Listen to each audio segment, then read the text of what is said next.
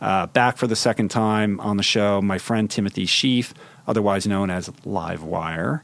Timothy is widely considered one of the world's best, if not the best, free runners. In fact, he was the world champion of free running back in 2009. Well, what is free running? It's more commonly referred to as parkour. You know what that is. It's the guys that can seemingly, with grace and ease, climb walls and jump off buildings and do all the kind of stuff that you see in the Bourne Identity movies or the James Bond movies. And it's a sport, but it's also an art. And for Timothy, he really has a very interesting and unique kind of approach to how he pursues his athleticism. It's almost like a physical, quasi-political kind of performance art. And what's most interesting to me is not so much his athletic accomplishments as it is his evolving perspective on life. This is a guy who's a deep thinker. He's highly intelligent. He's very articulate. And he's got a wide range of thoughtful perspectives on a whole panoply of topics and issues. And we get into all of that today. If you're new to the show, you might want to go back and listen to my first conversation with him. That was episode 86, and you can pick up where we left off. And today we go a little bit deeper. So let's just jump in, pun intended, into the fascinating mind of a guy I think is making the world a better place one day at a time.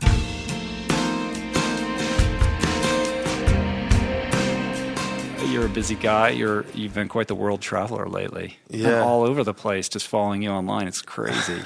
Have fun. You travel too, though. I've seen you out in Beirut and things like that. I think that was shortly after the last one, maybe. But right. Yeah. I went through this period where I went to the Middle East. I think I went 3 times in a year, which was amazing. Wow, to just see a part of the world that I just never thought I would ever see.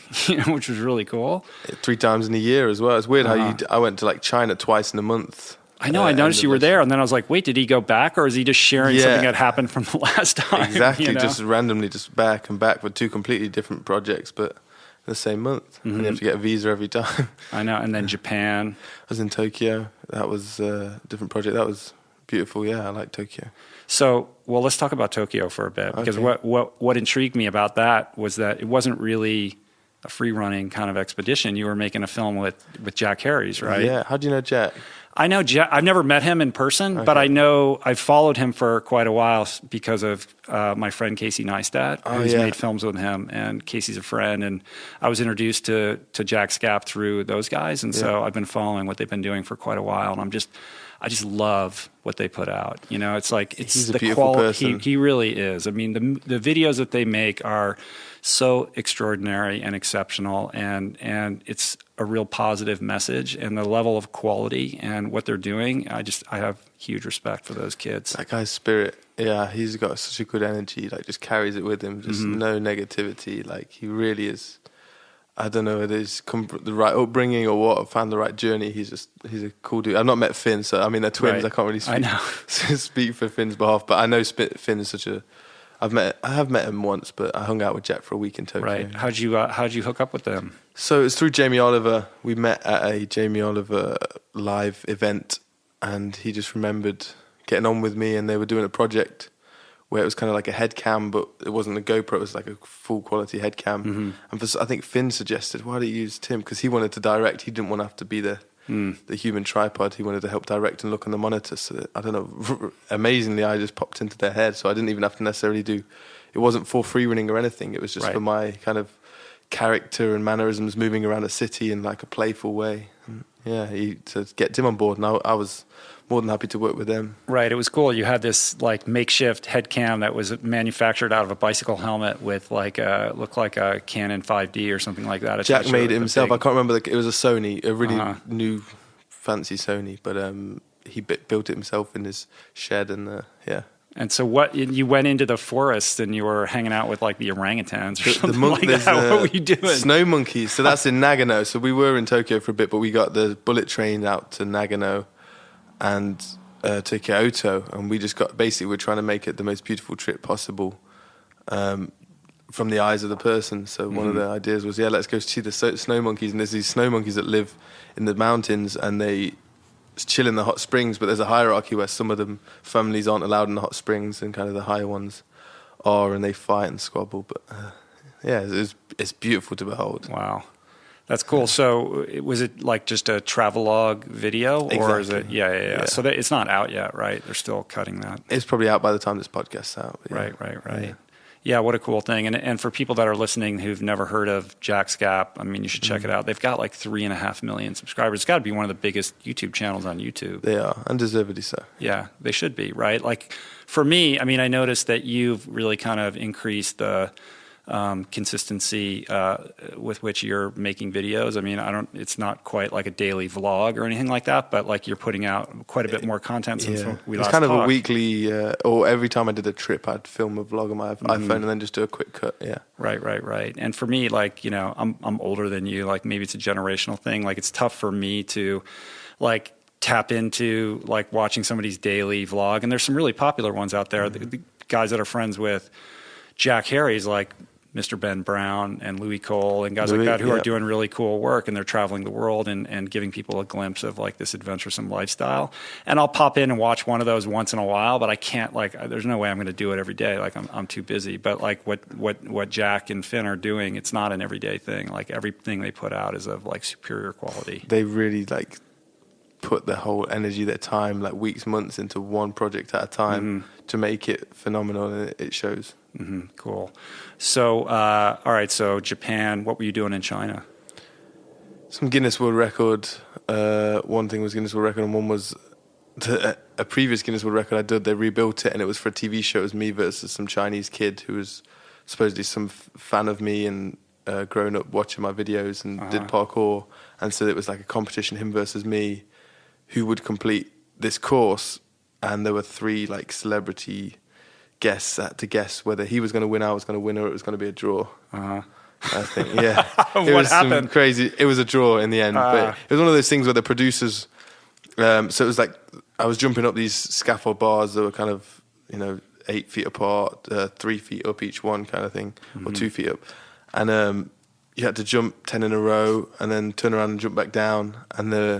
And this kid, he's a really springy kid. I don't train rails that much as I used to, and he's such a springy little Bruce Lee kid, and he was great. But then the producers asked me, like, can you fail on purpose to make it dramatic? Because you had 90 seconds to complete.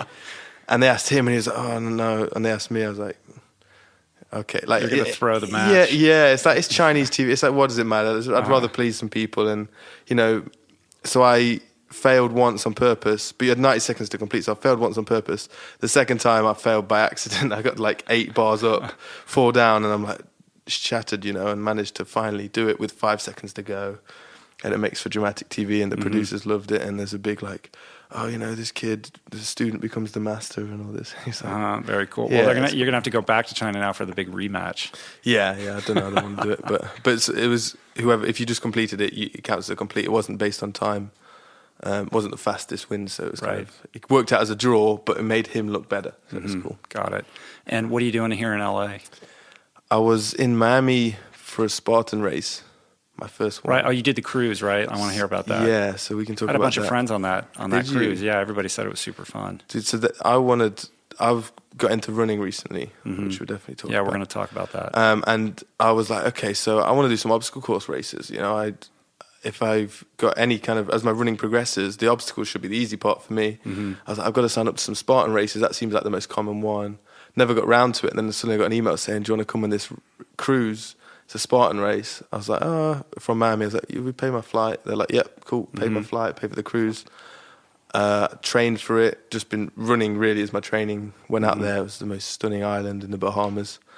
My phone died in Miami right before the cruise. So I went out there with no phone, and so which was such a blessing, really. Like it is like to not have a phone. It's painful, but first. It's painful. Yeah. I want to show this. I want to, having a good time. But it was a blessing, and I managed to finish. I think there was 900 people did it, and I finished 12th. And apparently, it was a stacked card. Like the athletes. I was amazing. In the elite group at the front. I came 12th, and that particular one, because it was a special one-off one, they paid. There was like 50 grand's worth of prize money for the men, 50 grand for the women. Up to 50th place got paid, and I managed to make a little $450. That's for 12 plays, which is awesome. And that's my first one. And if that's I'm like, cool. I've got to That's my new thing. That's now. a I'm gonna huge. do- I mean, it's a huge growing thing here.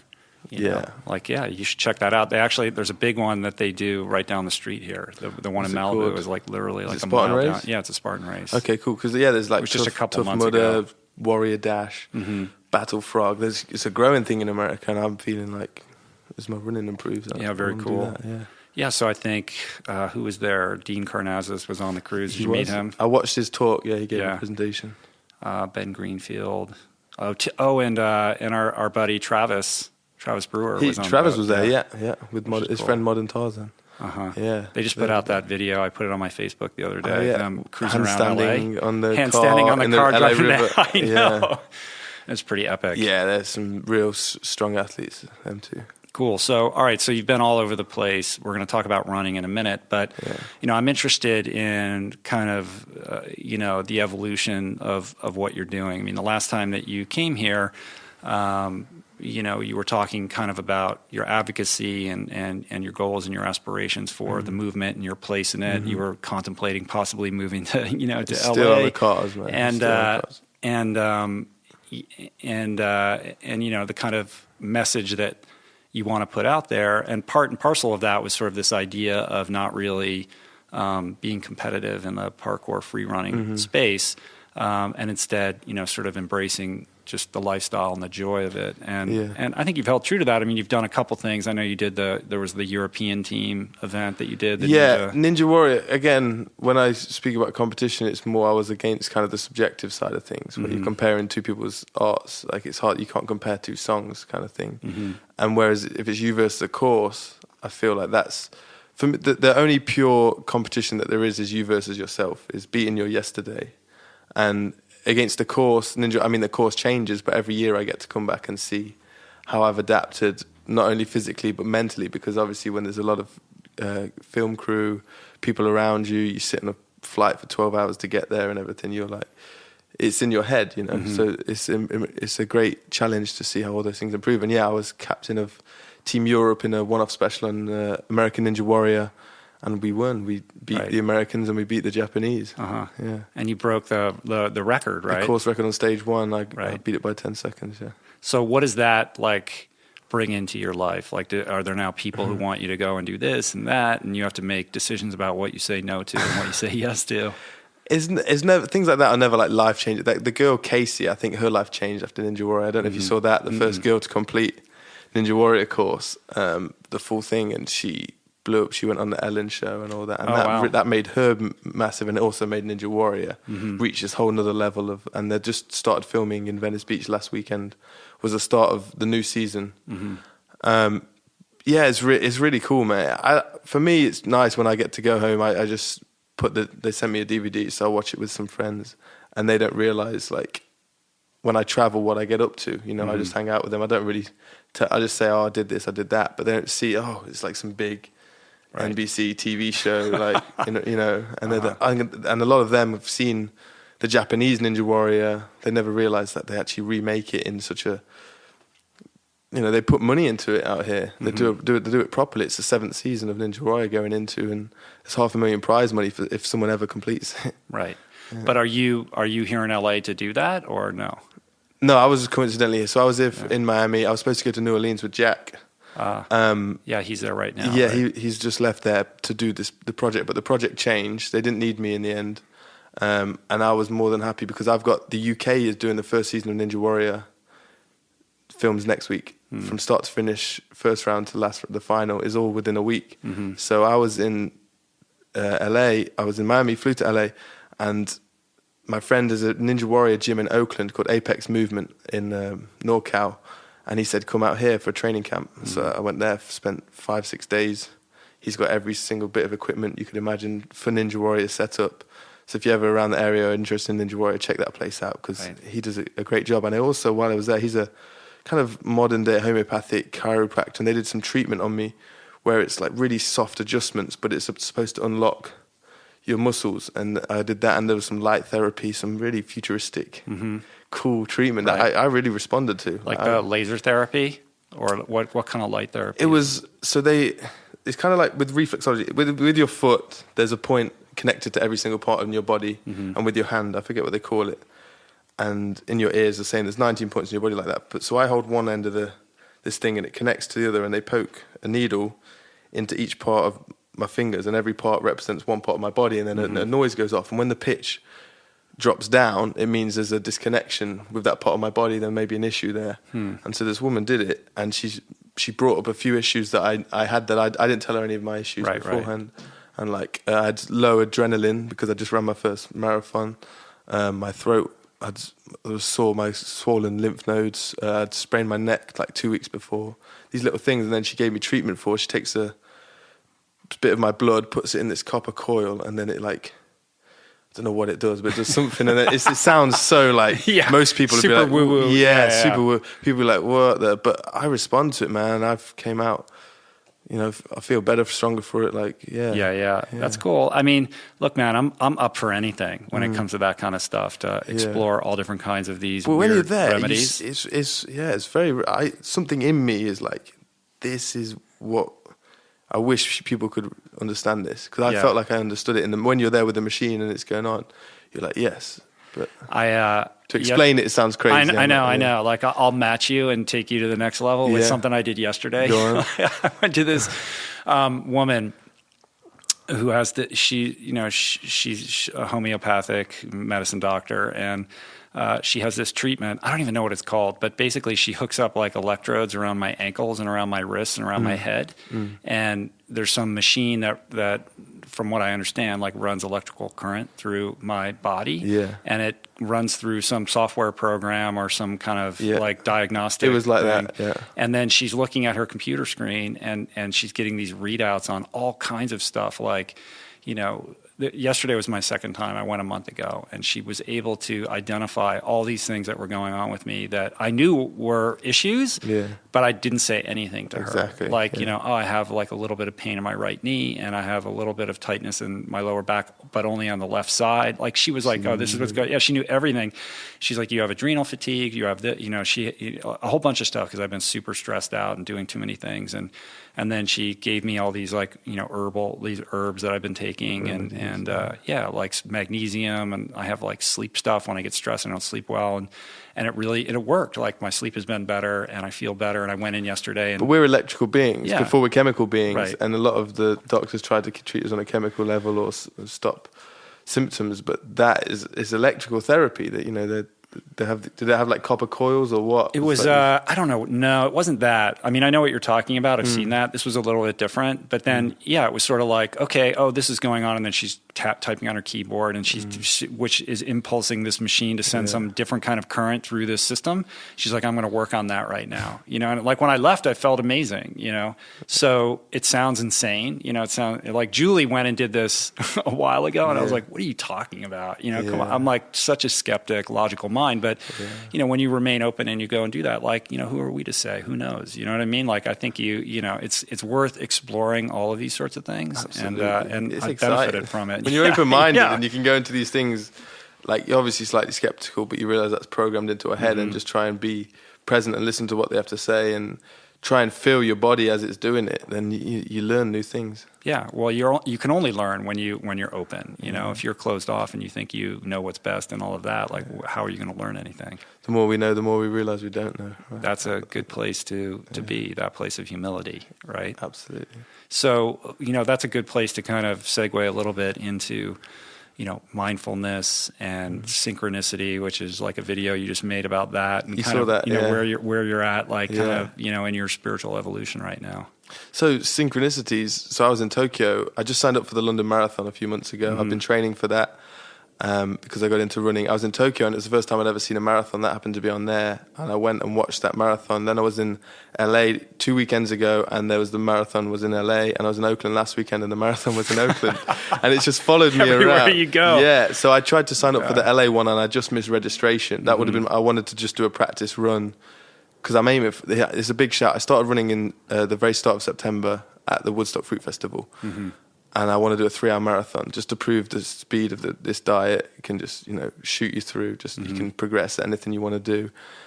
And just recovery on this diet is unbelievable. So I've just been finally running has given me something where it's very basic, but basic in a way that I can see the variable. It's measurable. It's measurable. It's much more measurable than parkour. Exactly. Yeah. And I love statistics. I love mathematics and things like that. So I signed up for my London Marathon. I want to get a 3-hour marathon just to prove to myself and to whoever gives a fuck. But that this diet is unbelievable. You can change your body so quickly.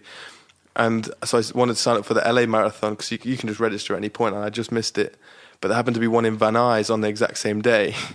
that was like 4 times cheaper. And I just wanted to do the distance, and I signed up for it and turned up at 6:15 a.m, pitch black, 11 other people on the start line, and just cracked out this marathon just at a slow pace in Van Nuys, just going around a golf course 4 times. And it was, you finish it, there's a moment on the last lap when you're just like, I'm actually like running this distance. That's like, was that your first time? And that was my first time. Yeah. I mean, I couldn't run 5K in September. I could barely run 5K. And progressed so much. I fell in love with it. That's great. Do you want me to tell you that story? How I fell in love with running? Yeah. But I will say before we get into that is, I don't know if it was the same day as that or maybe the day after, but I saw Jackson Foster the other day. You know Jackson, right? Probably from the Woodstock Fruit Festival. Oh, okay. A young kid who's like super into the movement and everything. Plantriotic. Yeah. And he was like, I saw Timothy at Venice Beach. He's walking, on the boardwalk with barefoot, no shirts off, drinking out of a coconut. And I was like, that's the real paleo. Yeah. That's what it's like to live primally, with your feet anchored on the ground, drinking from nature. And I think it was right after you had run that. I just no, it was it was the day after. Oh, day after. So it was the day after. So I just ran that, and then I'd ran a 13 kilometers, what's it, like 8 miles up Venice to Santa Monica and back, and just did a workout on the bars, ran back, and I literally just left. I was staying at my friends in Abbot Kinney.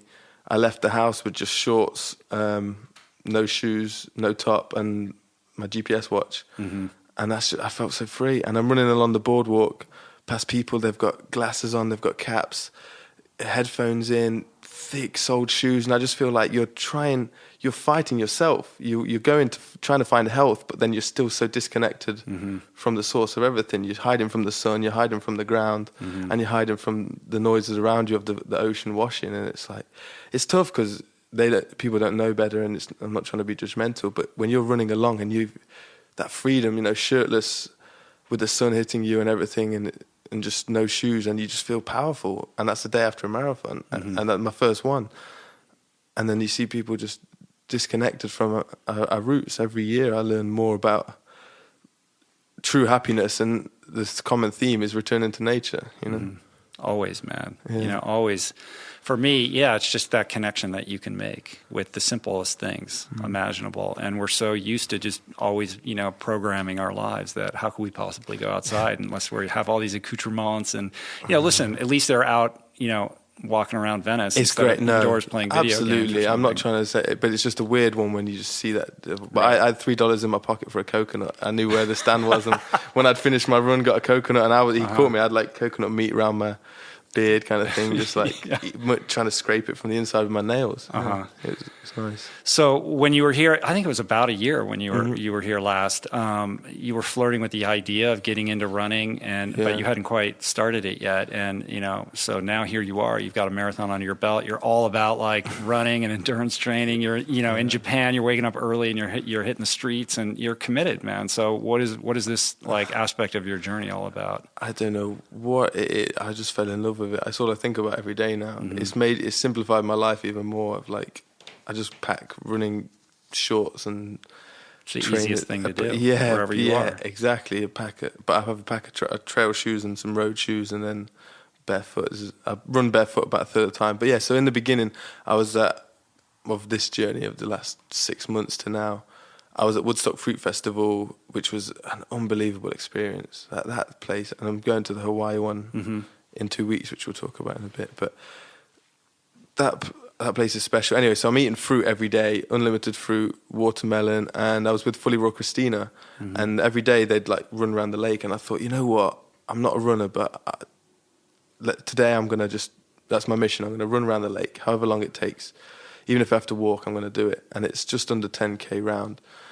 And so one day I managed to do it. I plodded around. It was incredibly slow. Took about a bit over an hour, I think, but made it round. And felt, oh wow, amazing. And then ached a bit the next day, and then the day after that, I thought I'm going to do it again, but run in the inverse direction, and did that, and felt good. That was with no GPS watch, no tracking, nothing, and it was more just, this was my challenge. This is where I'm at. Get around the lake, do it, and I did it. And then I was in New York the week after, and I thought I'll run to Central Park. I was staying at my friends, and I had a completely free morning, and I ran to Central Park. I've never seen where John Lennon's got shot, Strawberry Fields or whatever. I don't know if he got shot there, but that's the place where... Right, well, it's like right below the apartment building that he lived in. Yeah, okay. So I ran to that, and I thought, why not run a little further?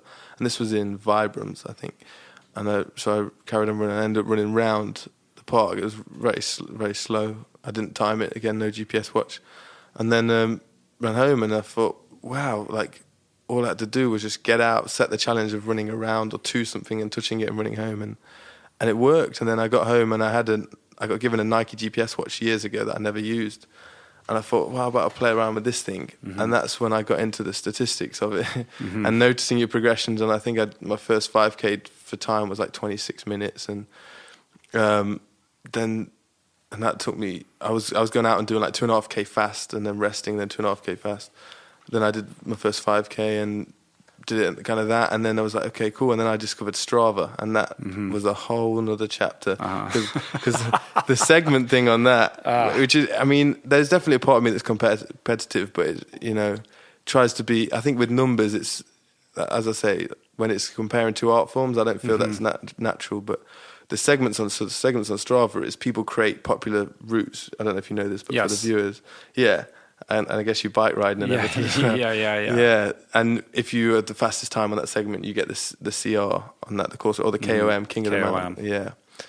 And that's like a friendly online leaderboard, but you're using a real life physical attribute to get there, which for me, there's nothing more important, I think. And there's community and accountability built into that, which makes it really fun. I was a very early adopter on Strava. Yeah, you're not on it now, right? No, well, I'm on it, but I haven't been using it, and I'm about to get back on it, which I can tell you about. But my experience was, I got on really early on when it was just hardcores, from at the beginning, and it was super fun, and it was still kind of small and a little bit unknown, and on all the hills around here where I would ride, you were able to get the KOMs. Well, you could get close. Like, I'm not going to say I'm fast enough to be able to do that. And it was super fun to see, because I knew the people that were, getting and they would have challenges. Like, they did a Santa Monica Mountains challenge where it was like, who could get the highest score for like every single climb around here, and you had a month to do it, and like everyone rallied to it, and it was super cool.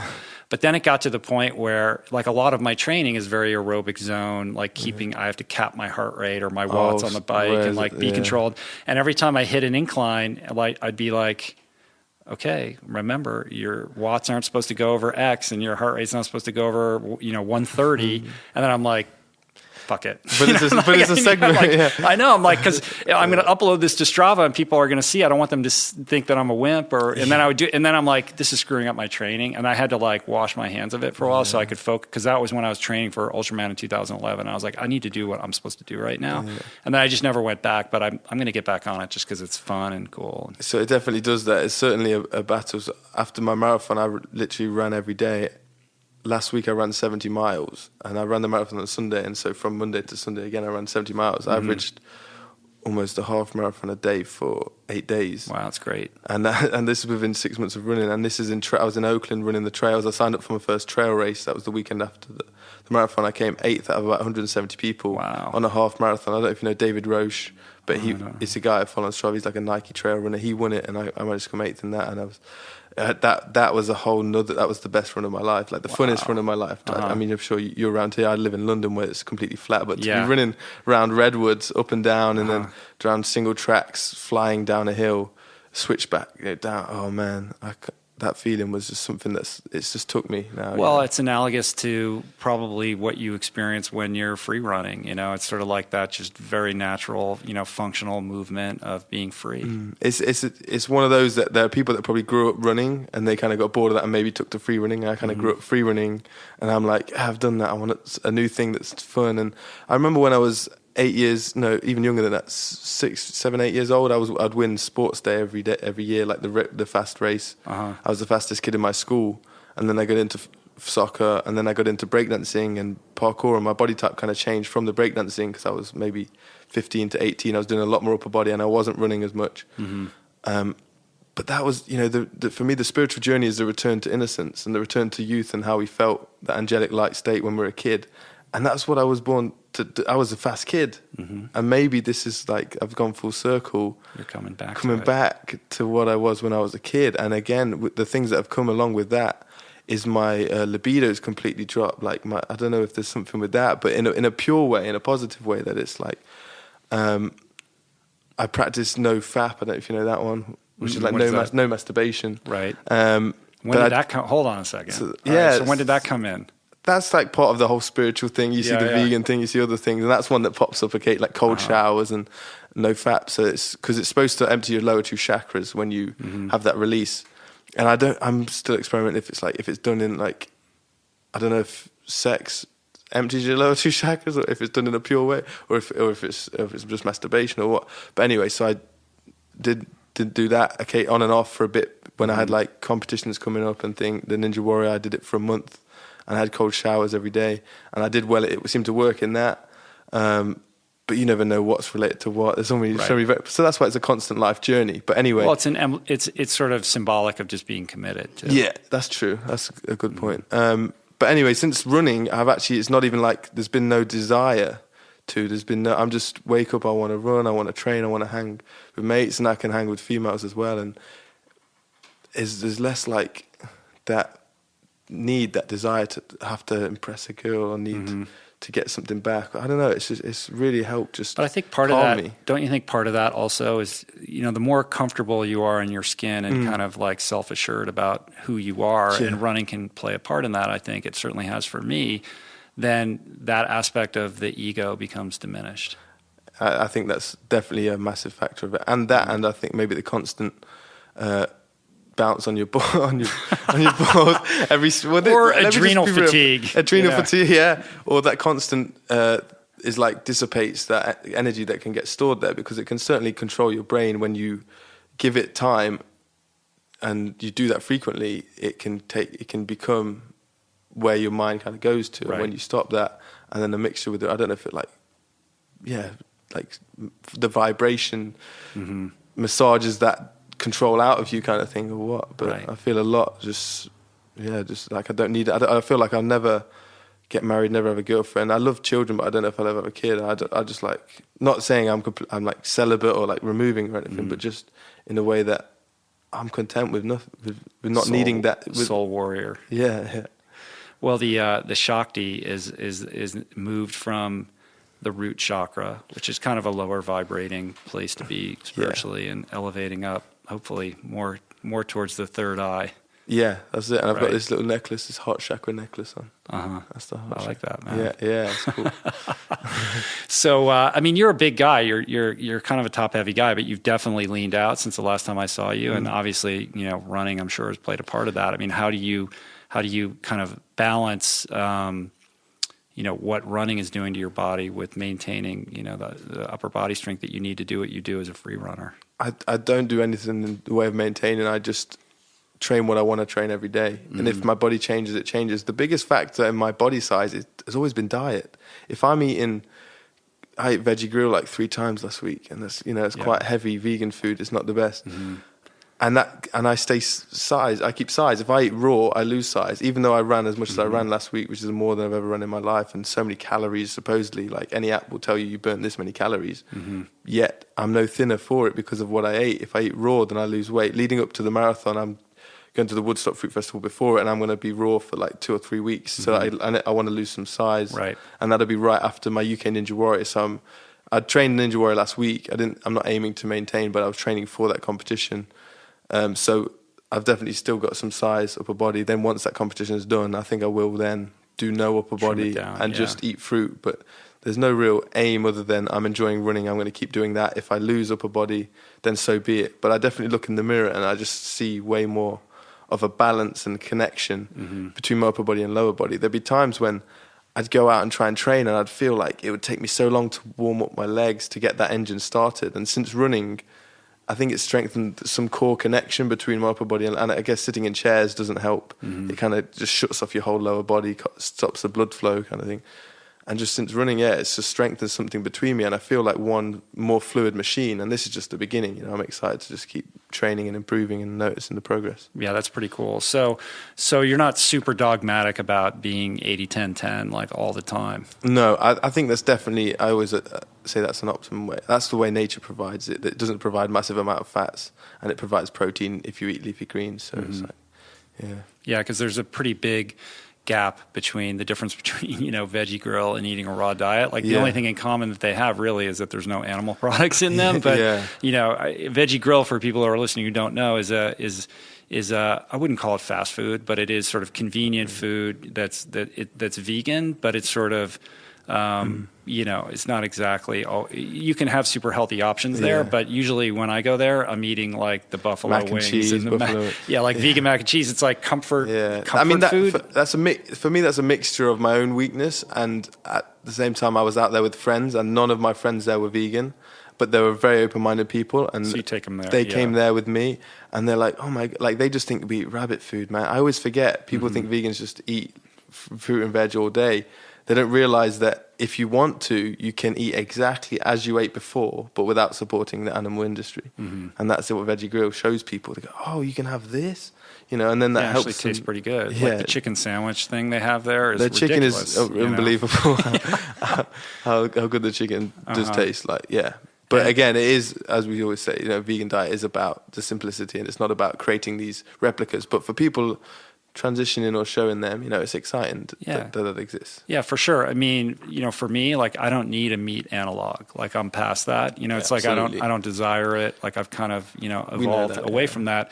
But I think it's important to understand that for a lot of people, maybe even most people, you have to provide some kind of alternative that provides a safe kind of welcome landing ground for people to then embark on their own journey. For example, this past week I put up my interview with Ethan Brown from Beyond Meat, and I know you went and just visited him at his headquarters, and I love what he's doing.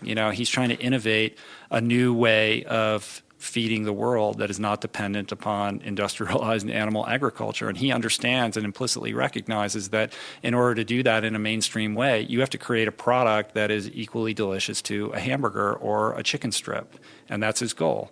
And I put that up, and the response to our conversation is overwhelmingly, amazingly positive. But you have the occasional person who's like, why would you even want to create something that tastes like that? Like, that's not what, being vegan is about. And it's like, you have to, if you really want change on a mass level, you have to meet people where they're at and provide an alternative that is going to be accessible for them. And so when you eat that beast burger and you're like, wow, that tastes a lot like a hamburger, for me, that's a little bit weird because I haven't had anything like that in so long. But that's how you're going to get people to, get comfortable with doing something different than they always have. Protein on the box. That's what they need to do. That's what they need to do. That's the biggest thing. People always, still to this day, I've not wasted away in this, it's only been 2-3 years, but I don't ever eat a meal where I feel I better get my protein in. And yet, it's never an issue. Yeah, you're ripped, you're performing, you're excelling in 2 sports now. And that makes you an amazing ambassador for this message. And I think that kind of brings up like the purpose of, what it means to be an athlete who's advocating, the point of view that you carry. I mean, I know for me, I get up in front of groups of people all the time. I'm traveling all the time, and I get up and I give these talks. But I also understand that the talk is going to resonate with people because of the things that I've done with my body, and that has its place and its importance. So how do you kind of intuit that and carry the message? Yeah, I never really, for me, I don't try and say, look at me, I'm a good athlete on this diet. It's certainly a part of it. And with the marathon coming up, it may be something I want to prove to myself. Because as you said, it's less variables. It's very what was the word, systematic or something. You said that it's like you can document the progress. You can track everything. You can track it. I just try to appeal to people because I'm a human, because they're human as well. We're all humans. We all share this. Like for me, being an athlete is secondary to trying to be peaceful, to try and live it in this kind of witness consciousness and try and take less from the earth. Cows exist and they'll eat grass and they'll, you know, poop and they don't take much from the planet. And we exist in everything we do in trainers. You know, I've got a house and a car that I fly on planes which give out pollution. You know, we're the monsters in a way. And it's like, if I've said this on the last time, if bees or ants die out, then we're gone. But if we die out, they all thrive. And it's trying to, you know, appeal to people on that level that we should really try to show the appreciation for what we've got.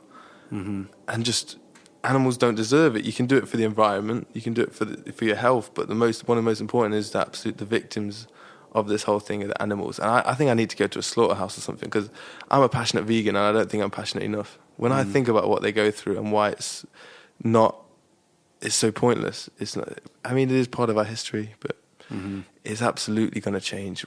I find it gets worse and worse. How did you find it? Because every few months I get to a new stage. I woke up at my friend's house. I was sleeping on the sofa, and the other people staying there were cooking bacon, and I woke up to that smell, and I had to go stand outside on the porch and just relax, breathe for a minute, because I just think, if only they knew. These are nice, lovely people. If only they knew what they're supporting. That's a pig flesh. And, you know, what was yesterday was like National Puppy Day, and everyone's posting Instagrams of dogs and puppies, and it's like, what about pigs, you know? We think it's okay to eat fish because they're less intelligent, or that we don't rate them as highly intelligent, but pigs are more intelligent than dogs. But you don't apply it in that situation. You choose another reason. I mean, speciesism is a really bizarre, illogical thing. You know, it's like, why is it like, yeah, we'll eat pigs, but like the idea of eating a horse, you know, nobody, you know, I know certain parts of the world they do that, but like we would never do that here. And it's bizarre how that works. And I would say, you know, to your question of like, how is it for me? I mean, you know, I got into this whole thing for selfish health reasons. That was my primary motivation. And on some level it was ego driven. And, you know, it evolves. It's like I'm in 8 years of doing this now, and the way that I perceive it is far different than when it began. And that's part of growing as a human. You know, it's like we're here to grow, we're here to evolve, and not to stay stagnant. And I think for me to just remain in a place where all I do is talk about, like, you know, what kind of kale I'm eating, you know, I think that would be a stunted, you know, evolution. So it's incumbent upon me as a steward of this message to learn more and to educate myself and to translate that to, you know, whoever's interested in listening in a way that hopefully is illuminating to them. So, you know, the idea of the impact of animal agriculture on the environment, you know, like through Cowspiracy and those guys who are friends, and I got involved in that movie because that got me super passionate about that aspect of it, which was something prior to seeing that movie I was not that aware of. What do they say? 3/4 of us claim to be environmentalists in America or something like that. And yet, if none of us actually, how many of us actually live? Right. Well, I mean, what does it mean to be an environmentalist, right? Like if you put your Diet Coke can in the recycling bin, does that make you an environmentalist? Like there's a spectrum of what that means, I think. But I think if you're gonna say that you're, you know, environmentally aware or environmentally conscious, then it's important to really educate yourself about these systems, these massive systems that are in place, systemic to our culture, that, you know, put food on our table. And if you can, the more you can understand what that entails, then the more informed you are to make a better, more conscious, sustainable solution for. You've got a fly landing on. Yeah. You're such a peacenik, man. This fly's climbing all over your face, and I've noticed that you're like you're not swatting it away. Oh, you can there's some salt for him. I think he wants the salt from my sweat. That's amazing. Share it. Ecosystem to myself. Yeah. I mean, you know, like right now in California, we're in this insane water crisis, right? They're saying. But how many are they saying is animal agriculture based? Well, that's the thing. Like they're saying we have 1 year of water left, and so everybody's panicked. Like, don't take a shower and don't water your lawn, and it's so backwards and insane because all the water is going towards animal agriculture, but no one's saying, you know, reduce your meat intake. This is one way that we can collectively as a culture take a stand and try to preserve, you know, what little water we have. Because that's what addiction does to people. That is what addiction does. They avoid talking about the one thing that is the biggest thing. It is the elephant in the room. It's the elephant in the room. And watch Cowspiracy if you're unsure, because it shows there, and it shows a vegan diet takes 18 times less land to produce. So you're preserving plants, you're preserving animals, you're preserving water. One one burger in that is like 660 gallons, I think. Yeah, 660 gallons of water to make produce one burger, and there's some like 200 for a pint of milk or something like that, you know. And it's like little things like that where you can just drink water instead, or you know. Right. Great film. Yeah, so it's an evolution, and like the latest thing for me now is really taking a hard look at my consumer choices outside of food, right? Yeah. So like the garments that I buy. Like I just had Joshua. Do you know Joshua Catcher? No, He's got a blog called Discerning Brute, and he has a men's fashion line. Oh yeah. And I think I've been in New York. Yeah. He's cool. You should hook up with him. No, I did an interview for their blog. Oh, you did? Cool. Yeah. He's great. And I had him on the podcast, and he just kind of laid out like how similar the garment industry is to the food industry when it comes to how we harvest animals to create garments to wear on our back, you know, and how can I be more conscious and aware about those choices, you know, like, you know, I'd buy a wool sweater and wouldn't think about it like, oh, these animals are just getting a haircut. It's no big deal. And then when you actually look and see the process of what actually goes on to do that, like it makes me think twice about it. Is that something I really want to support? How can I better align my actions with my values? Yeah. It is absolutely the next step, and part of veganism, they say, is, you know, it's the whole not buying leather, and I don't buy leather products and things like that. I just think the one that's right in front of us is that what's on the plate three times a day. But yeah, when you get to the level, and we've been doing it for several years, then you start to look to the next thing. But my biggest question to you was about how do you deal with other people around you eating meat? Because that's what I'm saying has grown for me. Because we hang out. You spend time with lovely, nice people. We all believe we're nice, and there's always things that are unmindful that we do, but to their kids they're lovely, to their friends and family, and yet they're putting this flesh in their mouth, and it's just something that's just grown and grown, and I find it harder and harder. But it's like, I went on a ski trip with Jamie Oliver, and I'm around them, and I'm the only vegan vegetarian there, and it's fine. Like, you know, there's certain scenarios, it's weird, and maybe it come down to ego or something, but when I accept it and be like, that's what people do, that's the age we live in. But then there's other moments when I'm with people and I get frustrated that they just don't see it, that they're just, you know. I mean, I think you have to, take the approach. I mean, first of all, to answer your question, like I'm a homebody. Like I eat all my meals. That's at what home, I was going to say. Yeah, and I hang out with like my friends. You know, so I'm not around it that much. It's not like in my face all the time. Like if I was a single guy hanging out with my buddies and doing whatever, I probably would be around it more. You know, and I think that the approach, but it's not that it's not around me. You know, like it is, of course, is to. The only approach, I think, is to stand in the light in non-judgment. You're right. And just hard mind your own house. You know what I mean? Like mind your own house. And if someone's interested, they can come to you. But if you get into that place, if you fall into that trap of getting preachy and judgmental, you're actually hurting the cause that you're trying to advance. I think it appears preachy and judgmental, and maybe in a lot of times it is, but sometimes it's just you're trying to educate, because once I learned better, once I knew better, I changed, man. And I expect that I expect other people, once they realize, if they really knew what they were doing, they wouldn't do it. But how do you respond to unsolicited advice about how you should live your life? You're right. You know what I mean? And food is very, food is very emotionally charged. Like what if somebody said, Tim, what are you doing with your life, man? You need to get a job, man. Like, what do you like, don't you understand? Like you're blowing it. And, like, are you going to, you bite back, don't you? It makes you want to bite. Yeah, you get defensive. Don't tell me how to live my life. Yeah. So, but it's just because it affects others, and it's like, what's that quote about? It's one thing to stand by. You know, if you stand by and let evil be done to others, then it's just as bad. I can't remember. There's a terrible version of that quote, but it's kind of like just sort of remaining silent. You're just being complicit in the exactly. And I feel, and I went to dinner the Cafe Gratitude the other day with John Joseph. If you know. Yeah. He's a wrote good friend book, of mine. Meat is for Pussies. I wrote the foreword to that book. Did you? Yeah. And so I like that guy. I like the way he talks about it. He's great. And he doesn't mince words. And he has... And Gary Yourofsky, I love that. They're my kind of people. They're very unequivocal, right? And that's the way that you communicate as well. That's like how you're very clear, and you're very like, this is what I see, and this is what I believe. I think that my evolution is probably pushing me more in that direction, but I'm also very aware of I'm always thinking like, what's the best way to communicate the message to a mainstream audience? And your audience part of me isn't like, entirely vegan. No. vegetarian, so Listen, it's- I would yeah. say probably 70% of people, maybe even 90% of the people that listen to this podcast are not plant-based. They're not vegans, Yeah. right? And they tune in for various reasons or whatever. And that's not the only thing that I talk about. I talk about all different kinds of life and spirituality. And as you know, it's like, you do the same thing. Like there's more to life than the food we're eating, right? Yeah. That's an important starting place and a way that we can, begin the process of evolving and growing, but it's certainly not the be all end all. It's not. But how, what is an effective way to communicate to make this lifestyle attractive and aspirational for people as opposed to off-putting?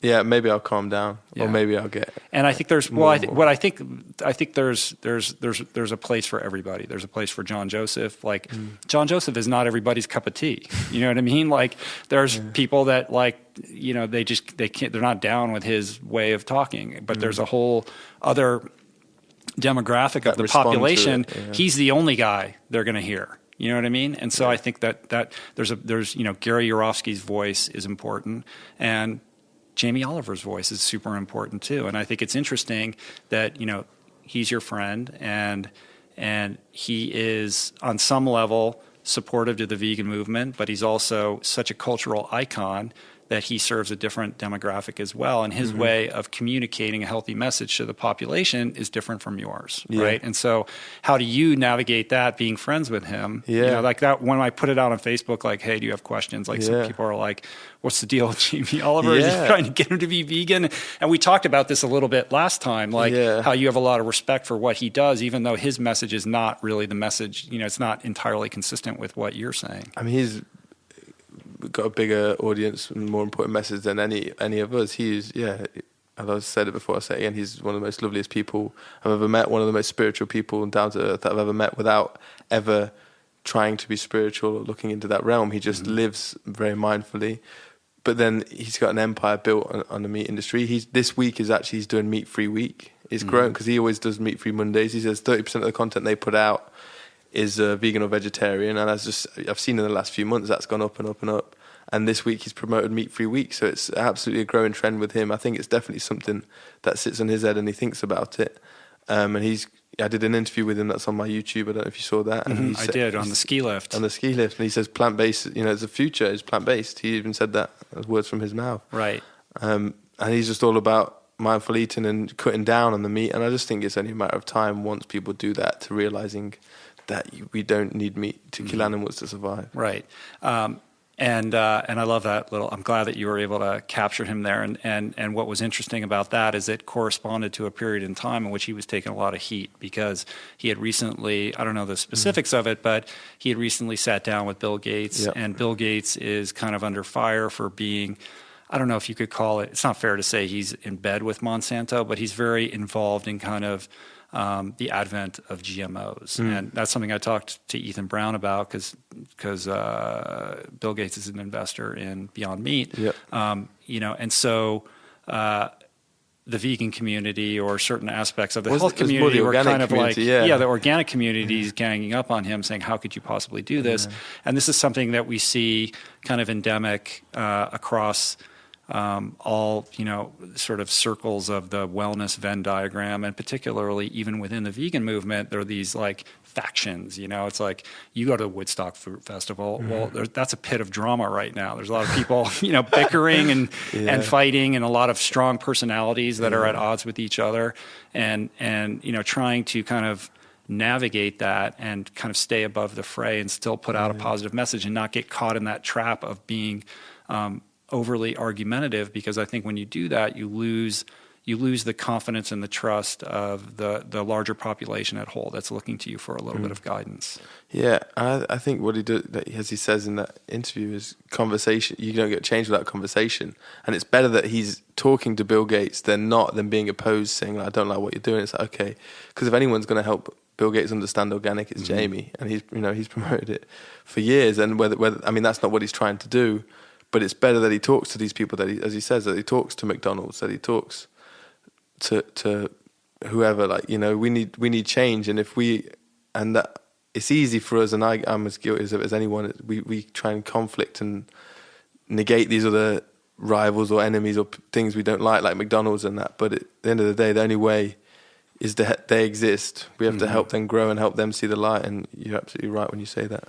Yeah, I mean, it's that idea of you can kind of adopt the John Joseph punk DIY approach, which is like, blow the system up, or you can choose to try to disrupt the system from within, right? I And think like that's the only way McDonald's that is not it will going do. away. So Yeah. if Ethan Brown can get a Beyond Meat burger on the McDonald's menu, is that a bad thing or is that a win? You know what I mean? Exactly. And so It's a win. And if Jamie Oliver can influence, the menu or the policies or whatever at the highest level, then I think that's how we, begin to catalyze change. Yeah, because we know the war on drugs isn't working. The war on anything doesn't work. It's about working with it and changing it, and that's just another example, isn't it? Mm-hmm. Yeah. So where are you taking all this? Like, where's this evolution, the Timothy Sheath mission headed? Back to nature. I don't know. Sometimes I'm going to Hawaii next month for the first time, and I think that could be quite a interesting experience for me. That's definitely something that's been on my list for years to go. Everything's just leading me back to nature. I'm more barefoot than ever. I'm trying You're going to go see Evan Rock and on the Big Island and never come back. Exactly. So there's a thought that keeps popping into my head. Yeah, like I've got a little bit of money saved. What does it cost to just survive off the land out there? What do you know?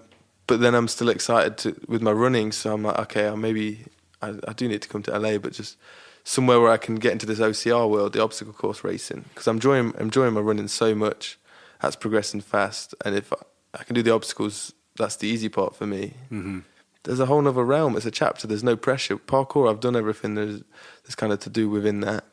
I'm taking a step back. I want to train it, but I don't want to have to film every day that I'm going out or have that pressure of people having expectations if I release a video, what moves they want to see me doing or something. I want a new chapter. I want to be a student again. I want to be, enter a realm where people have no expectations on me and I can just surprise people and be an underdog or something, I'd like to do that. Well, the Spartan race thing, all this obstacle course racing that's blowing up. I mean, it's the right place, right time for you. I mean, it is, yeah. You got to get some speed work in, maybe less marathon running and more track workouts. But after my marathon, I could see you completely mastering this. Yeah, after my marathon, then my aim is to get my mile down. So I'm just going to do track workout and work on a fast mile, and then I mean, the only difference between me and them athletes is in the race I was like 31 minutes and first place was 28 or something like that, 3 minutes behind. Right. Only difference is the running. They can run 15, 16 minute 5Ks. Mine's at 19 right now. Mm-hmm. So I'm just going to keep working on that.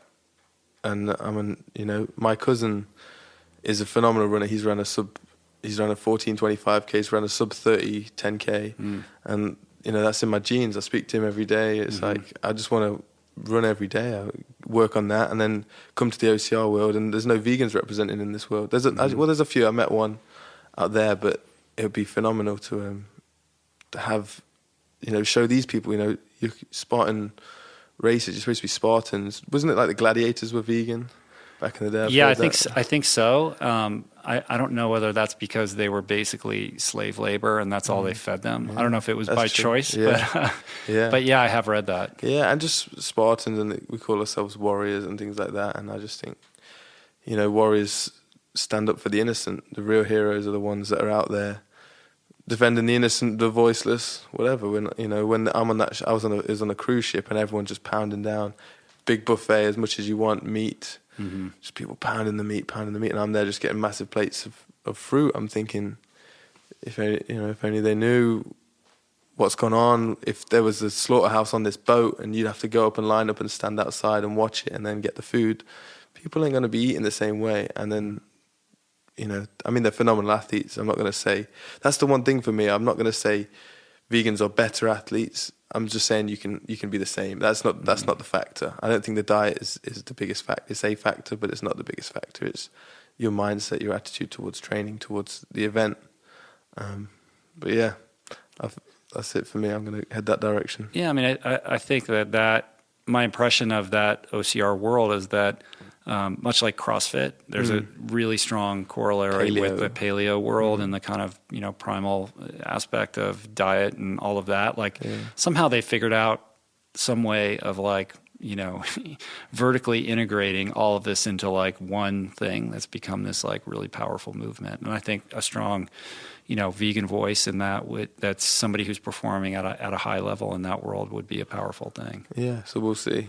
We'll see. I mean, in 6 months I could be doing something else. I'm enjoying rock climbing as well right now. But Oh yeah. I think if I've ever learned anything about life, it's that follow your emotions. And sometimes you feel lazy, or like you don't want to do something that you're expected to do, or that you should be doing something. And it's not because you're lazy; it's because you've got no passion in it. I feel like so switched on and so powerful and willing to learn when I'm passionate about something. But when I'm not, I just have no desire to do it. And this is just one thing where I've found such passion in it, and I'm going to chase that until then I get face to face with it, and I look in another direction and I see something else that I want, and it will lead me down a path.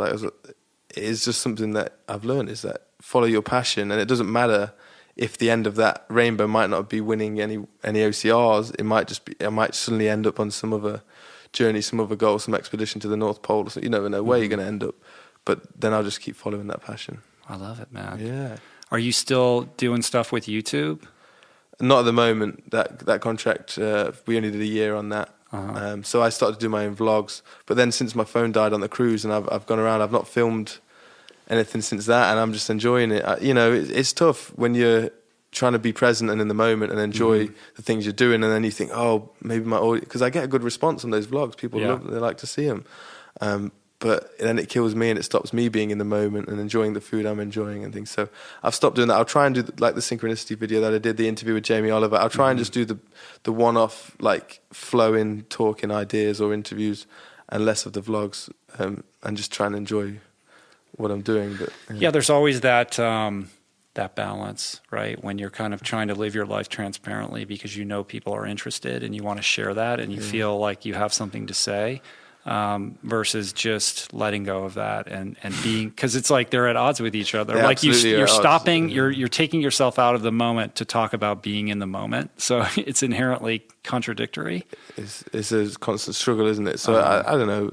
Part of me, you'd like to just disappear from everything. I think everyone has that thought, just delete everything and just see what life gives you. But then you think that's my current career is with Instagram, and I get a lot of offers for like free stuff or little paid things to Instagram or share or promote this and that, and I just can't do it, man. I had a backpack sponsor that I lost because I was contracted to 2 Instagrams a month. I did 1 in about 2 years because you can't just put a backpack in a photo. And it's like, that's not my current stream of photos, and it's I tried to keep that integrity, and so it's hard to have integrity at that kind of level and then promote. So I have to, like something like Strava, I love it. I can talk about it, I can promote it, and there's a genuine appreciation for that. And then fruit, I can promote it, but there's no money in fruit or something like that. But but it's pure. It's tough to find that relationship with a company that's like, and I'm not got anything with Strava, but I'd love to, just if anyone's yeah. Actually, there are some Strava people that listen to the podcast. Cool. I'll share that with you afterwards. But yeah, I hear you. I mean, I get approached similarly, and I kind of look at it like, well, these brands, most of them, it's a super cheap way for them to get exposure, and a lot of people like to feel like they're supported by a company, so they'll just do it willingly, and it's just not worth it to me. Exactly. It's like, what's more valuable? Like I don't want the content that I'm putting out being dictated by an external force. And it shows, and then your audience will respond to that, and your audience would change to one that responds to that. But I think my audience, really, they wouldn't.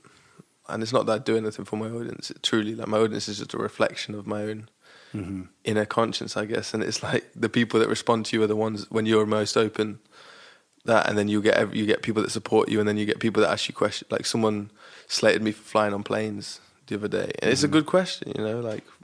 You promote vegan mindfulness, all this stuff, but then you're still supporting something and traveling. But yeah, I mean, how do you navigate like that kind of, when you get that kind of feedback? I mean, I didn't respond, but it's it makes the question in your head because you want to react, you want a smart answer, but the truth is, he's got a valid point. Why I claim this, I drive a car and it hits flies when I'm driving on the freeway. Where's the line? But then the only answer I come up with in my head. You find a validation for anything if you look hard enough, but the age we live, you have to kind of live in the age that you live in. This is the times now. We have cars, we have planes. What's the biggest issue, and then focus my energy on that. And I just think that it is eating animals for food. Yeah, I mean, I think it's how can you live more sustainably? Not how can you live with an absolute zero impact whatsoever? I mean, if you pay taxes, that money's going to support things. You probably supporting the meat industry when you pay right, taxes. like it's crazy. This is, like you said, this is the world that we live in. So how can we live better and put out a healthier message, and with implicitly accepting that none of us is perfect. Yeah. Can I just switch it up real quick? Yeah. Do you know Marianne Williamson? Yes. I went to one of her talks the other day. What a phenomenal woman. Yeah, she's incredible. Well, when she was running for Congress last year, I went to a couple of her talks. Yeah. She was around Malibu, and she's a powerful chick. She's spot on, all her talks. And I need to read her Course in Miracles, I think is one of her books. But I was super impressed with it. Is she plant-based? I think I heard she's plant-based. I'm not sure about that. It doesn't matter. She's got a positive message, like a massively positive Where did you hear her talk? It was in Santa Monica. Every Monday she does a talk, I think. And you go along, and it was... What was the theme of the one you heard? About when you're about to go to meet someone or a meeting. It's about having no agenda for any relationships, just always being present. And about when you're going to meet people, like sending a positive energy towards them, say, I hope they're in a loving state, or I don't know, just kind of sending love to people before you go into those scenarios, because you create the path before you're there, you're kind of on it. And but I cannot sum it up in the way she does, because she's got some amazing quotes, hasn't she? If you don't know who she is, just Google Marianne Williamson and the word quotes, and then just I love doing that with some people sometimes, just skimming through some quotes. You can subscribe to her newsletter too, and you get this cool email once in a while with some powerful stuff in it. She's really a good channel kind of thing. Yeah, it was interesting, when she was pursuing government, I'm like, how does that work? Like she's this sort of spiritual leader. Taking money out of politics is a big message. Yeah, taking money out. And I went to a couple of her kind of fundraiser campaign events, and it was like, wow, if she actually, like, the idea that she could potentially, like, win a seat was, like, so radical, you know? And she had support from a lot of people. Ultimately, she didn't win, but, her idea of, it goes back to that thing of, like, disrupting from within, right? It's a matter of time, I think, before someone like her, Russell Brand, like, breaks through and enough people start to hear the message, because I see so much truth in that message, and it's just, once it breaks through a few more people, once a few more people are more open-minded and see it, it's only a matter of time before someone like her, taking money out of politics, everyone agrees with that message, but then if they don't agree with someone else that they say, they've just tried to play the safe road and support someone that's already, Republican, or I don't know what it is, but Yeah, well, I think that the internet age is demanding that level of transparency and accountability that's kind of unprecedented, and that really shakes the system up. Young people,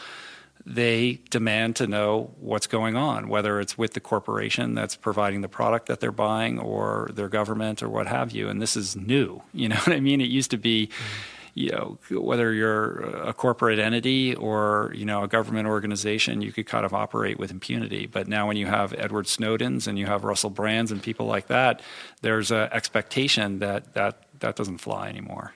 Yeah, bring JFK back. Yeah. He was the last one we had, right? Yeah. I mean, not perfect, but I think, young people are like, they're not going to tolerate it. It'll just be interesting to see how it evolves. Yeah, I think we'll see in our lifetime. I think it's the next 10, 15 years, you'll get people like Marianne Williams. I'd love a matriarchal society. Hillary Clinton, is she running? Mm-hmm. Bill Clinton's vegan, right? Running. He's like...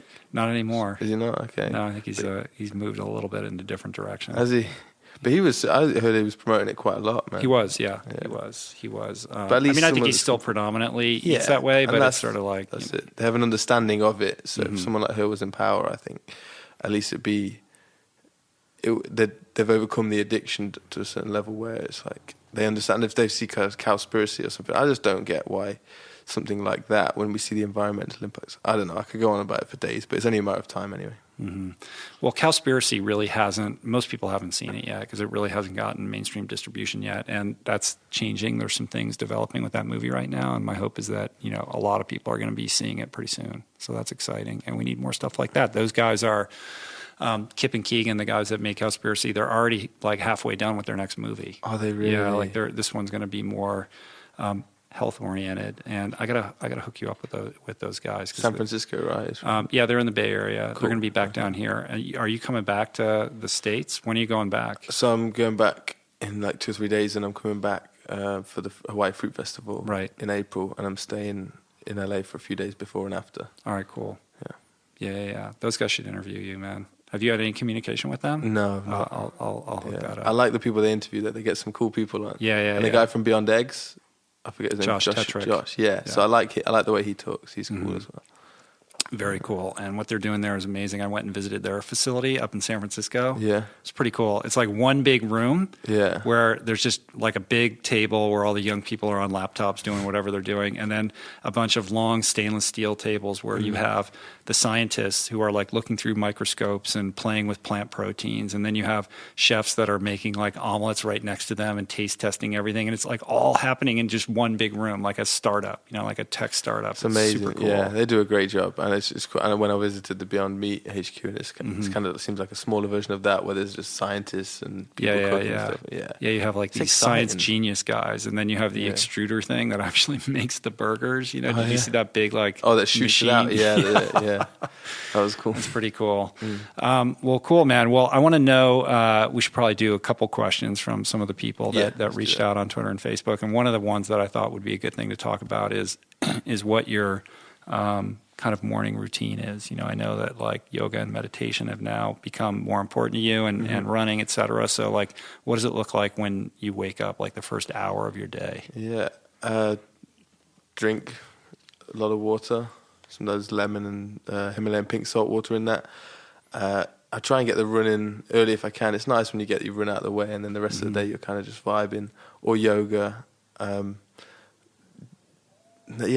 I try and stretch in the morning. It's so good because I travel so much, and you can have such a good routine, go away for 2 weeks, come back, and you forget where you were. Yeah. But yeah, drink water, eat raw as much as I can in the morning. Maybe have half a watermelon or a couple mangoes. Fruit's so good, man. It's unbelievable. When you've just done yoga or something, and you have a coconut water and some watermelon or something, and you're in such a clear state of mind, and that's what you want to eat. That's how you know it's kind of just the most natural thing. Yeah, do that, run.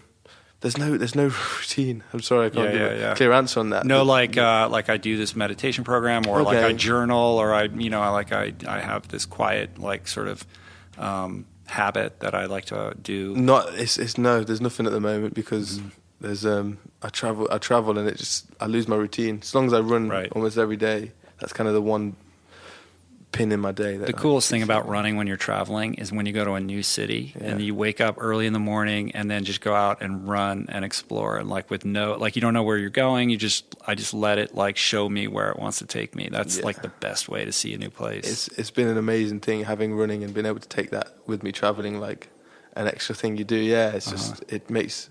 I've got one of the most diverse things on Strava, I think, for travel wise. I've got CR. I've got like CR KOMs. All over the world. Bizarre places. I got one in, if anyone wants to try and beat it, Runyon Canyon. It's like a 500-meter downhill section. Oh, really? I do Runyon all the time. I usually do it Wednesday afternoons because I have a standing thing that I do there in that area at night. But that's a great, I do hill repeats all the way from the bottom of the top. So there's one called Devil's Stairs or something, but I've got the top of that segment. I've got 400 people on the way down. So someone take that from me. Oh, that's pretty cool. I know exactly what you're talking about because all those steps going down. There's big wooden planks, and they're about a couple meters apart, every one. Yeah. Well, I go down that, but I go down slow. Okay. But I'm focusing on doing the up. Fast up, yeah. Okay, fair enough. Yeah. Fast up, but that's a great place to go and people watch too. Yeah. In LA. I don't know what time of day you did it, but you go like middle of the afternoon. Yeah. There's a lot of people out there. Yeah.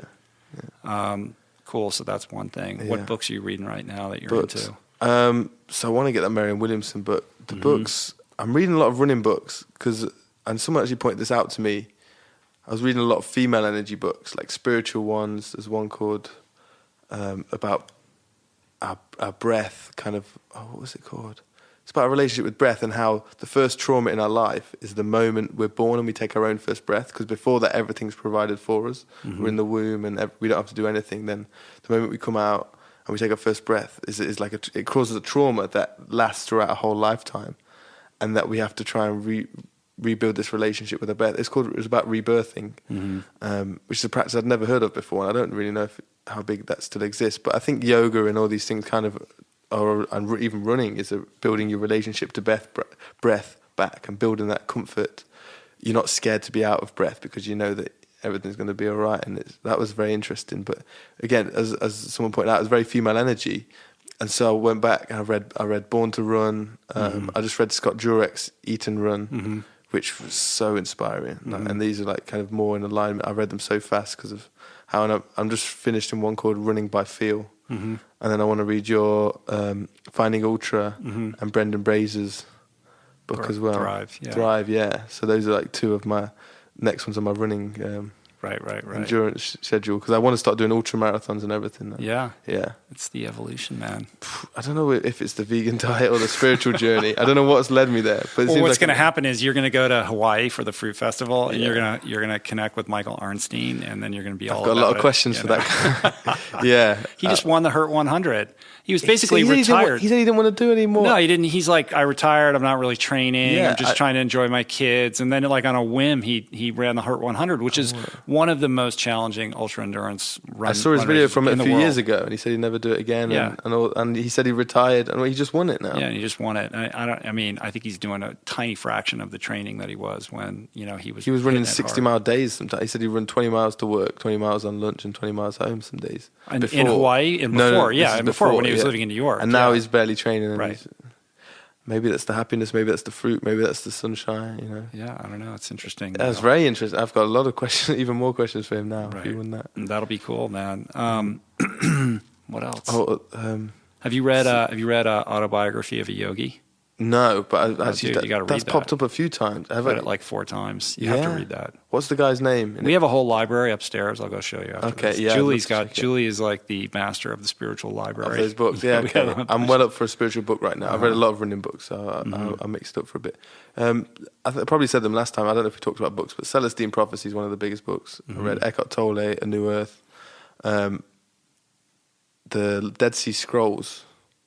The Essene Gospel of Peace, or the Dead Sea Scrolls. That's I always say that's the most important book I ever read, and I want to reread that. It's only 60-odd pages, but just some really powerful words, supposedly from Jesus, removed from the Bible by priests, because he talks on raw foodism, fasting, only eating twice a day, fasting on Sundays. Talks about enemas in that, even. Talks about earthing, like standing barefoot in dirt, and all these different things that now are coming up from different sources. He spoke about it back then, but they removed it because it wasn't in alignment with what a lot of people say the Bible is things they left in were to do with making money for the church, kind of thing. I'm not saying that. I love religions. I find them fascinating. But I just think that you've got to find your own relationship with God through yourself, through your conscience, through things, and not listen to a book to guide you. That's what it is, a guide, but it's not the definitive thing. It's, understanding your own emotions and feelings and about things and conscience and following that. So, I love it, man. Yeah. That's cool. I think that's a good place to end it, but I got one more question for you, because I think that this is something that people are interested in, that they can take away from this, which is, a lot of people say, I'm interested in eating healthy, but I'm traveling, I'm on the road all the time. I just can't do it. And you're traveling like crazy. Yeah. And it seems to me that, your approach to food and diet is not like, I have breakfast, lunch, and dinner. You're kind of just grazing throughout the day. And that's the direction that I've moved into. It's less about like mealtime. And because I have kids and family, the dinner is a big thing, and we have ceremony around that, but kind of left to my own devices. I don't really think about meals. I'm just kind of like trying to keep my energy high throughout the day by just eating little stuff. And so how do you navigate travel and airports and all of that, where, you're kind of in these nutritional deserts, so to speak? Absolutely. It's unbelievable, isn't it, when you walk through airports, especially in America, and you see just the amount of different but equally bad fast food and all them. I eat a lot. When I travel, I think you go into this survival mode kind of thing where you just feel like hungry all the time. So I'll either just buy like bags of like vegan bars or some vegan protein. But I got these protein bars, not for the protein, but because I was in Whole Foods and the guy, they give the samples out in Whole Foods and you try them. Turned out to be a vegan thing, so I decided to support that. I bought loads of them. So I've been traveling with loads of them in my bag recently. I'll just snack whenever, but I just buy loads of food, have it in my bag all the time, and I'll just snack throughout the day. If I see a shop with like a fruit pot, I'll buy a fruit pot and just eat that. Yeah, I never try and meal times have completely gone out the window. Dinner kind of lasts, and I'll try and plan that, especially when I'm in LA. There's so many good restaurants. Have a few friends that I'll go to dinner with, but throughout the day there is no meal plan. Just eat fruit anytime I want, and then eat some snacks, some like flapjack type bars or OT things or whatever. But absolutely, yeah, traveling and eat. I'm glad you said that you're on that journey. Yeah, grazing. In nature, animals just graze. They don't have meal times, do they? And if you can, some days I'll go throughout the whole morning and most of the afternoon without eating. Because sometimes if I eat in the morning, then I'll be hungry throughout the day and I'll graze throughout the day. But I feel like it's a trigger. Once you eat, then you start to feel hungry. But if you don't eat, you're okay not eating. I've noticed that I eat less than I used to. When you travel or at home? No, just in general. Okay. Like I eat less, especially like the first half of the day. Yeah. Like I just, I don't know, my energy's pretty good. I'll go out and I'll go running, and sometimes I have to remind myself to eat afterwards. Like I don't feel hungry, and That's I amazing. just feel, my energy's good. And I think the part of that is just, that's the next evolution, right? yeah. But I think as you become, like the training I'm doing isn't super intense. It's pretty much aerobic zone stuff. So if you're in a good state and you're happy, I I don't think you need to eat as much. I think often these desires for food come with some kind of dissatisfaction or addiction. I've definitely got an addiction to food, but but I've turned that into a positive, and it's helped me promote a positive lifestyle being vegan. Because if I was not asked about food either way, then maybe I wouldn't be so passionate about promoting lifestyle. But because I really am like into food, then it makes me passionate. If we're going to do it, guys, let's do it in a mindful way. Right. And then maybe that will fade as I get into running, and it will just be a bit like you say, I just eat on occasion, because there's so much other things that help us recover, that give us energy throughout the day that's not food related. I really firmly believe that. How much sunlight you get in, if you're barefoot in the ground, you get energy from. And so many people probably hating right now, thinking there's some pseudoscience. There's I don't know, dude. I got the guest house in Topanga ready for you to move into, where everyone will agree with you. Yeah. I don't know. We can talk about that. Yeah. I mean, listen, like what you're putting out, like, we're in LA, man. Like people are kind of on that wavelength in general. But I speak from experience, though. I'm not speaking because it sounds good or sounds happy or spiritual. But I would imagine this is from experience. In London, it probably gets a different reception when you start talking about stuff like that. Yeah, but I only really hang around with people that are kind of on that tip already now. Yeah, but if I was like openly, I catch the tube barefoot in London. Do you? Yeah, man, I get some looks. But I like to open people's eyes, like make people think.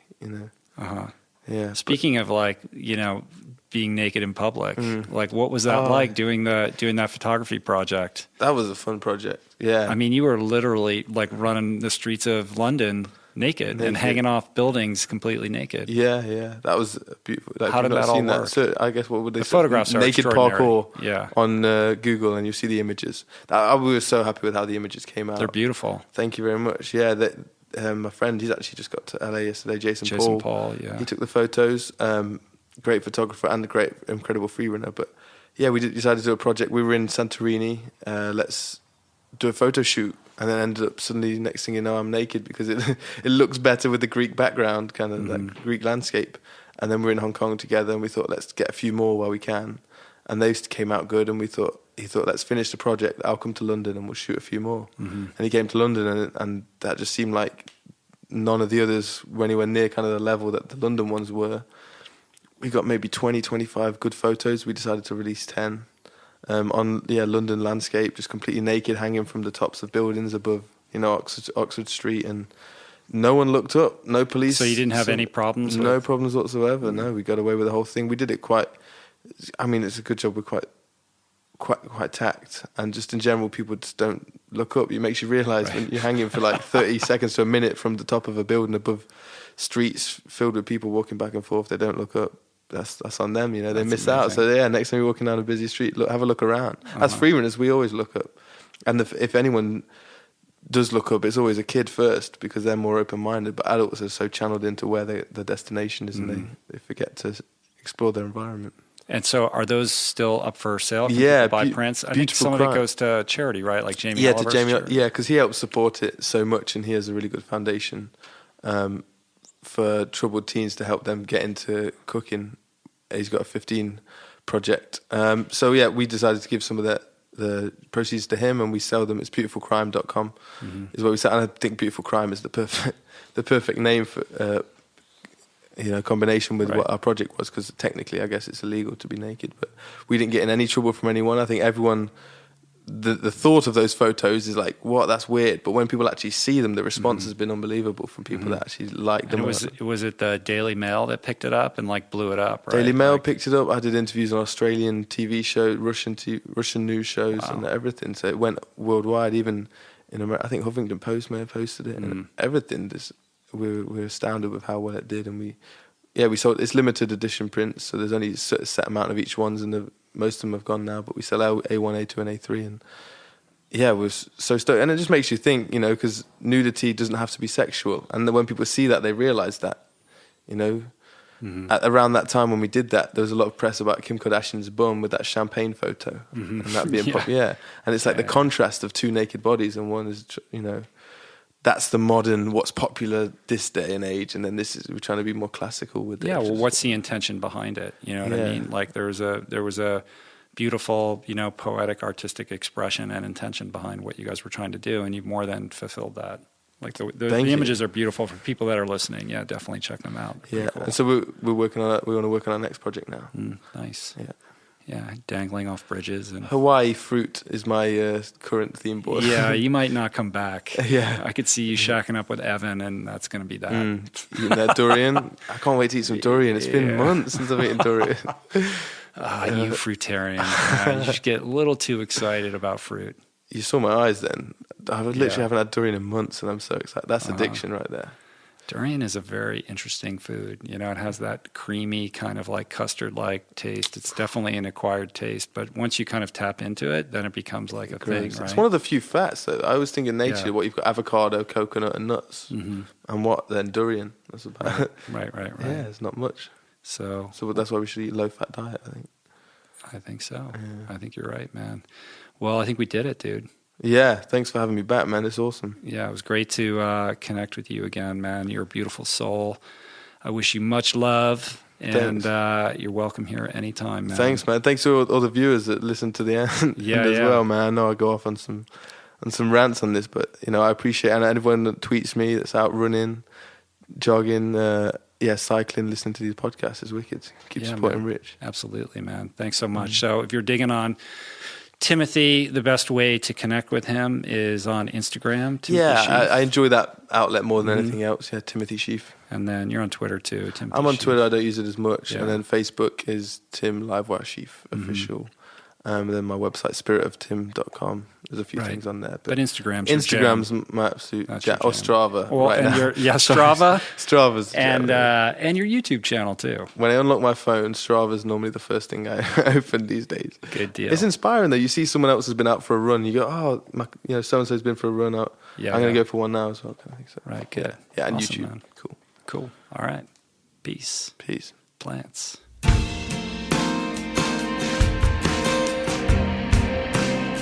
All right, you guys, that's it. I hope you found that interesting, compelling, expansive, and I hope you had some good takeaways, some things that you can incorporate into your own life, things that Timothy shared that will be helpful to you in your journey.